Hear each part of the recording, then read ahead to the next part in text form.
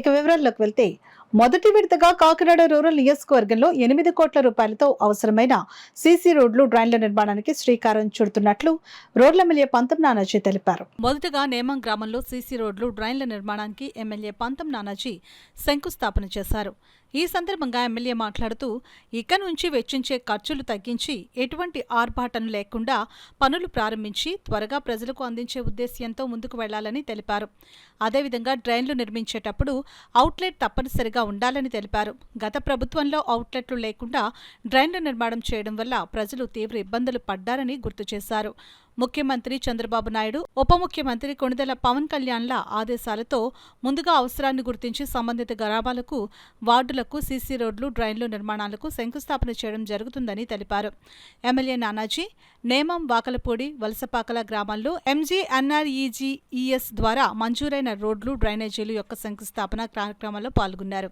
ఈ కార్యక్రమంలో జనసేన, టీడీపీ నాయకులు మాదారపు తాతాజీ, కొప్పిశెట్టి వెంకట్, దాసరి శివ, రామదేవ సీతయ్య దొర, సలాది శ్రీనివాస్ బాబు, జీని శ్రీను, సూరంపూడి కిషోర్, పెరికెల గౌతమ్, గేదెల చిన్నారావు, మాతా లక్ష్మణ్, చొక్కా జగన్, పోసిన రాము, కార్యదర్శులు కేశవరావు, పాండురంగారావు, బవిరిశెట్టి సత్యనారాయణ, జనసేన, టీడీపీ, బీజేపీ నాయకులు, కార్యకర్తలు, గ్రామస్తులు పాల్గొన్నారు. కాబట్టి దయచేసి నాయకులందరికీ నేను కోరుతా ఉన్నాను, దయచేసి శిలాఫలకాలు సంగతి మర్చిపోండి. మనం వీలైనంత వచ్చి గ్రాంట్ చేసి క్వాలిటీ ఆఫ్ వర్క్ చేసుకుని మనం గర్వంగా పైన చూపించి కొన్ని కొద్ది వెళ్ళి మన నాయకుడు పవన్ కళ్యాణ్ మరింత నిధులు మనకి ఇచ్చి ప్రోత్సహించే వ్యక్తి మన పవన్ కళ్యాణ్ గారు, చంద్రబాబు నాయుడు గారు కూడా. తొలి విడతగా 8 కోట్ల రూపాయలతోటి కాకినాడ రూరల్, కరప మండలాల్లో పనులు శ్రీకారం చుట్టడం జరుగుతుంది. కాకినాడ రూరల్ మండలంలో 3,97,00,000, కరప మండలంలో 4,02,00,000 తోటి ఈ పనులు శ్రీకారం చుడతా ఉన్నాం. సాధారణంగా పాత గవర్నమెంట్, కొత్త గవర్నమెంట్ మారిపోతే పాత గవర్నమెంట్ ఇచ్చిన గ్రాంట్లని రద్దు చేసేస్తుంటారు. రద్దు చేసి వీళ్ళకి ఇచ్చించే ప్లేసుల్లో పెడతా ఉంటారు. నేను అలా పెట్టదలుచుకోవాలి. నేను ఎక్కడ ప్రజలకు అవసరం అందుకని ఆ గ్రాంట్ కూడా ఉంచుకొని ఆ ప్రజలకు అవసరమైన చోట పెట్టుంటారని నేను భావిస్తూ ఉన్నాను. అలా అనవసరమైన చోట పెట్టుంటే ఖచ్చితంగా వాటిని తొలగించడం జరిగింది.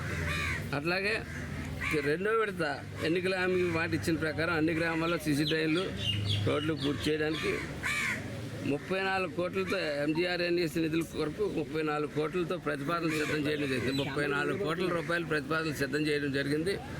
తొందరలో శాంక్షన్ కూడా తీసుకుని వాటిని కూడా పూర్తి చేసే విధంగా చర్యలు తీసుకుంటామని చెప్పి తెలియజేస్తాను. నేను ఈ నిధులు ఇచ్చినటువంటి పవన్ కళ్యాణ్ గారికి, చంద్రబాబు నాయుడు గారికి ధన్యవాదాలు తెలియజేస్తా ఉన్నాను. స్థానిక నాయకులకి అలాగే గుత్తేదారులకి కూడా చెప్తా ఉన్నాను, కొంచెం క్వాలిటీ అయిన వర్క్ ఇవ్వండి, ఖచ్చితంగా మంచి వర్క్ చేయండి. మంచి కొత్త SSR కొత్త ఎస్టిమేట్లు వస్తాయి 34 కోట్లకి.